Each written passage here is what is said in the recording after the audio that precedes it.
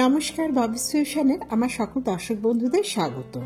সামনেই পৌষ সংক্রান্তি আসছে, সেই উপলক্ষে আজ আপনাদের সাথে শেয়ার করব একটা পিঠের রেসিপি। আজ আপনাদের সাথে শেয়ার করব দুধ গোকুল পিঠের রেসিপি। গোকুল পিঠের রেসিপি আমার চ্যানেলে আছে, লিংক ডেসক্রিপশন বক্সে দিয়ে দেবো। আসুন শুরু করা যাক আজকের রেসিপি। মাঝারি সাইজের একটা নারকোল কুড়িয়ে নিয়েছি। প্রথমে নারকোল আর গুড়ের পাক দিয়ে সন্দেশ বানিয়ে নেব। গ্যাসে কড়াই বসিয়ে সমস্ত নারকোল কড়াইয়ের মধ্যে দিয়ে দিলাম।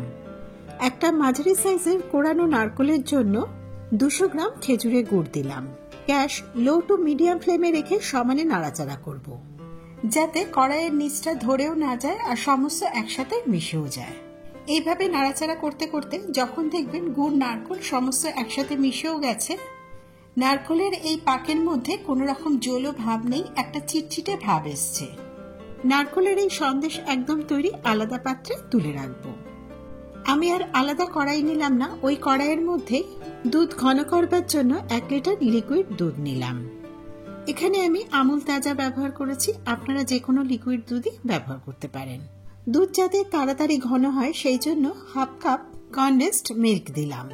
সমস্ত কনডেন্সড মিল্কই বেশ মিষ্টি হয়, তাই আলাদা করে এখানে আমি আর চিনি অথবা গুড় কিছুই দেব না।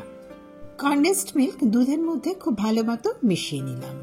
দুধ ঘন করতে থাকবো যতক্ষণ না দুধ ফুটে অর্ধেক হয়ে যায়।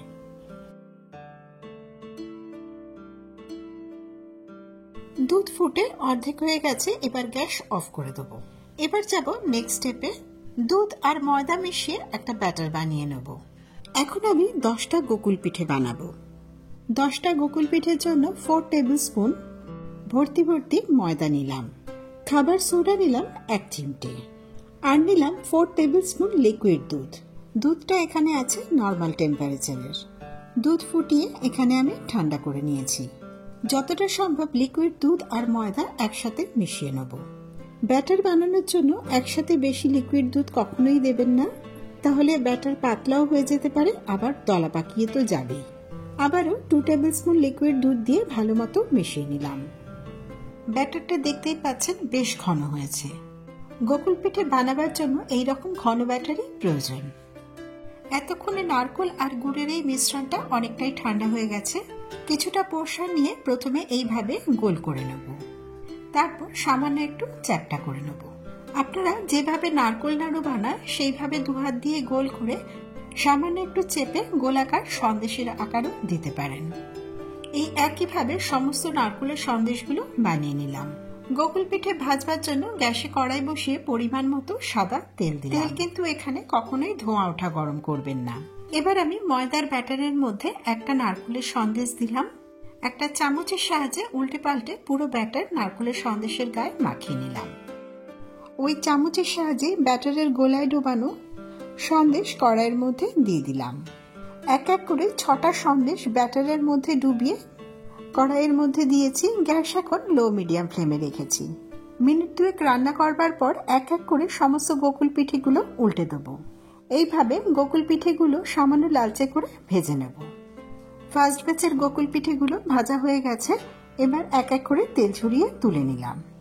নেক্সট ব্যাচের পিঠেগুলো একইভাবে কড়াইয়ের মধ্যে দিয়ে দিলাম। ভাজা এই গোকুল পিঠেগুলো আমি 30 মিনিটের জন্য সুগার সিরাপের মধ্যে রাখবো। আপনারা পাটালি গুড়ের সাথে জল মিশিয়ে সামান্য লিকুইড করে তার মধ্যেও পিঠেগুলো ভিজিয়ে পরিবেশন করতে পারেন, কিন্তু আমি এখানে যেহেতু দুধ গোকুল পিঠে বানাচ্ছি তাই আর পিঠেগুলো গুড়ের মধ্যে ভিজিয়ে রাখলাম না। সুগার সিরাপ ভালো মতো গরম করে গ্যাস অফ করে এক এক করে পিঠেগুলো সুগার সিরাপের মধ্যে রাখলাম। এখানে সুগার সিরাপ তৈরি করেছি। একটা নির্দিষ্ট কাপ মেপে 1 কাপ চিনি নিয়েছি, তাতে ওই নির্দিষ্ট কাপ মেপে 2 কাপ জল দিয়েছি। 4টে ছোট এলাচের দানা বার করে গুঁড়ো করে নিয়ে সেটা সুগার সিরাপের মধ্যে দিয়েছি।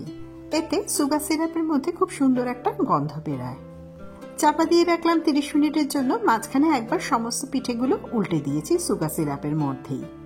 অন্যদিকে ঘন করা দুধ ঠান্ডা হয়ে যাবার পর আরো ঘন হয়ে গেছে। 30 মিনিট পর এক এক করে গোকুল পিঠেগুলো সুগার সিরাপ থেকে তুলে ঘন করা দুধের মধ্যে দিয়ে দিলাম। 10-15 মিনিট দুধের মধ্যে থাকবার পর সমস্ত পিঠেগুলো একবার উল্টে দেবো। ঘন্টা 2-এর মতো পিঠেগুলো এইভাবে ঘন দুধের মধ্যে ডুবিয়ে রাখবো। আপনারা যদি পিঠেগুলো একটু বেশি মিষ্টি খেতে চান, সেক্ষেত্রে দুধ ঘন করবার সময় নিজেদের স্বাদ বুঝে পাটালি গুঁড়ো অ্যাড করতে পারেন দুধের সাথে। আজকের এই গোকুল পিঠের রেসিপি কেমন লাগলো আমাকে কমেন্ট বক্সে আপনার মূল্যবান মতামত অবশ্যই জানাবেন। রেসিপি ভালো লাগলে ভিডিওটা লাইক করবেন, বন্ধুদের সাথে শেয়ার করবেন। চ্যানেল সাবস্ক্রাইব করে বরাবরের মতো আমার পাশে থাকার অনুরোধ রইল। নতুন ভিডিও নোটিফিকেশনের জন্য অবশ্যই বেল আইকনটা প্রেস করে দেবেন। সবাই ভালো থাকবেন। নতুন রেসিপি নিয়ে আবার ফিরে আসবো।